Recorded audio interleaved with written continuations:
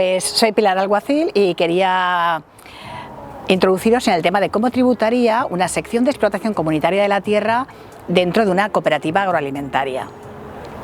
En este caso, habrían tres temas que se podrían plantear normalmente. El primero sería cómo tributaría la propia aportación del socio de esta explotación agraria a la sección de explotación comunitaria de la tierra. Si esto tributaría en el régimen de tributación indirecta, o sea, en el IVA y en el impuesto sobre transmisiones fundamentalmente.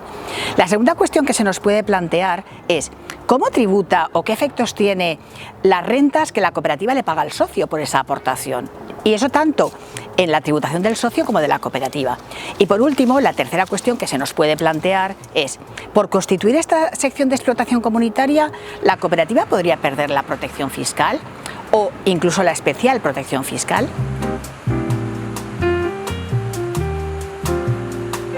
Primero que nos preguntamos, ¿esa aportación que hace el socio a la cooperativa de una explotación agraria, esto tributa? ¿Tributa en el IVA? ¿Tributa en transmisiones patrimoniales? Pues bien, empezando con el IVA. Hay que partir de la idea de que esto no es un arrendamiento, porque si fuera un arrendamiento sí tributaría por IVA, pero dado que no es un arrendamiento, porque así lo dice la jurisprudencia, en el caso de las aportaciones a cooperativas de explotación comunitaria de la tierra, pues entonces tenemos que partir de la base de que es una cesión. Esa cesión podría estar sujeta a IVA, pero si el socio no fuera un agricultor previamente, pues no estaría sujeta por no ser empresario o profesional. Aún así, lo normal es que el socio sí que sea agricultor previamente y por tanto sí sea empresario, pero en ese caso nos aplicaríamos el precepto de la ley del IVA que dispone que cuando estamos cediendo una unidad de explotación entera, una empresa entera, pues entonces esa cesión no está sujeta a IVA. Y la cooperativa sería, por tanto, cargo de la cadena de deducciones y compensaciones de IVA y de repercusiones. Por lo tanto, en principio, la aportación no está sujeta a IVA. Como no está sujeta a IVA, nos planteamos inmediatamente si está sujeta a transmisiones patrimoniales onerosas, porque normalmente así ocurre en las operaciones no sujetas a IVA. Pues bien, en este caso tampoco nos parece que deba sujetarse a transmisiones. En primer lugar, porque no hay ninguno de los hechos sujetos a este impuesto donde podamos encajar la operación. No es un arrendamiento, no es una parcería y así lo considera la jurisprudencia. Y por tanto, dado que no se trata de un hecho sujeto a transmisiones patrimoniales, porque no hay una aportación y contraprestación, no es una transmisión patrimonial onerosa, sino que sería una aportación a una empresa común y por tanto no estaría sometido tampoco al impuesto. Incluso en el caso de que se constituyera como arrendamiento, es decir, que la cooperativa y el socio quisieran hacer un arrendamiento, hay que tener en cuenta que en la Comunidad Valenciana hay un beneficio fiscal para transmisiones patrimoniales onerosas, en estos casos del 99% de la cuota.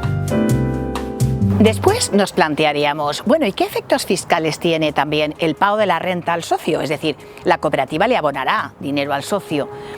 ¿Y esto qué tratamiento fiscal tiene? Bueno, pues hay que tener en cuenta que a efectos de la cooperativa agroalimentaria, pues será un gasto de explotación normal, que será lo que se le paga al socio por la aportación a la masa patrimonial de gestión. Es decir, que será un gasto deducible, teniendo en cuenta siempre que la valoración de ese gasto, según la ley de regulación del régimen fiscal de cooperativas, tiene un límite en el coste, es decir, que no se pueden producir pérdidas normalmente por lo que se paga a los socios por esa cantidad.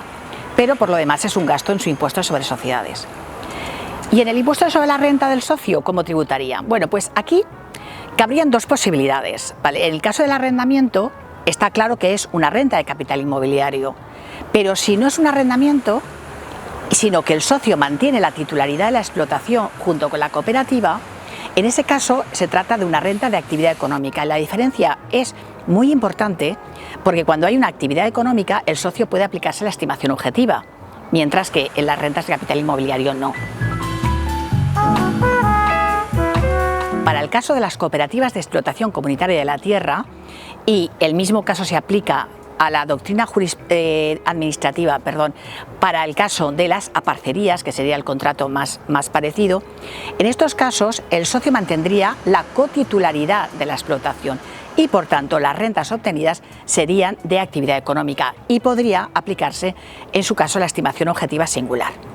Al poder aplicarse la estimación objetiva singular, por esa titularidad de la explotación, en el impuesto sobre el valor añadido también podría aplicarse el régimen general especial de la agricultura.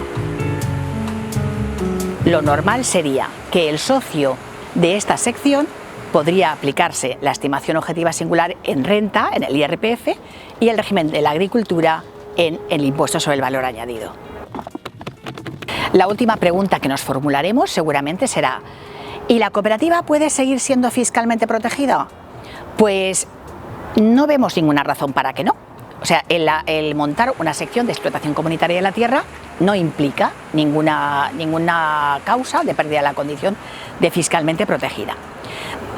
Rascando un poco y viendo a ver algún problema, pues podríamos plantear, por ejemplo, en una cooperativa que tuviera una sección de explotación comunitaria de la tierra, si luego además alquilara terrenos a terceros para tener una explotación propia, ¿podría ser una operación con terceros? Bueno, pues lo que está claro es que esa cooperativa no debería hacer ese arrendamiento a terceros dentro de la sección de explotación comunitaria de la tierra, porque no tiene ningún sentido, sino que lo tendría que hacer en su sección general. Y en ese caso se trata de una explotación propia de la cooperativa y no tiene por qué ser una operación con terceros. Por otra parte, tampoco habría ningún motivo para que no fuera especialmente protegida. La única causa de problema que podría plantearse sería justamente si los socios de esa sección son o no titulares de una explotación agraria. Como ya hemos determinado que sí que lo son, que son cotitulares de una explotación, en principio podría ser una cooperativa especialmente protegida. Aquí sí que tengo que hacer la indicación de que si ese es el caso, hay que dejar muy claro que los socios son titulares de explotaciones y, por tanto, mostrar los indicios fiscales de que lo son, tales como estar dados de alta en el índice, en el 036, es decir, en el registro de obligados tributarios del Ministerio de Hacienda y de la Agencia Tributaria, así como, por ejemplo, estar dados de alta en el régimen especial agrario, etcétera, en la Seguridad Social. Es conveniente que quede clara esa posición de ser titular de la explotación.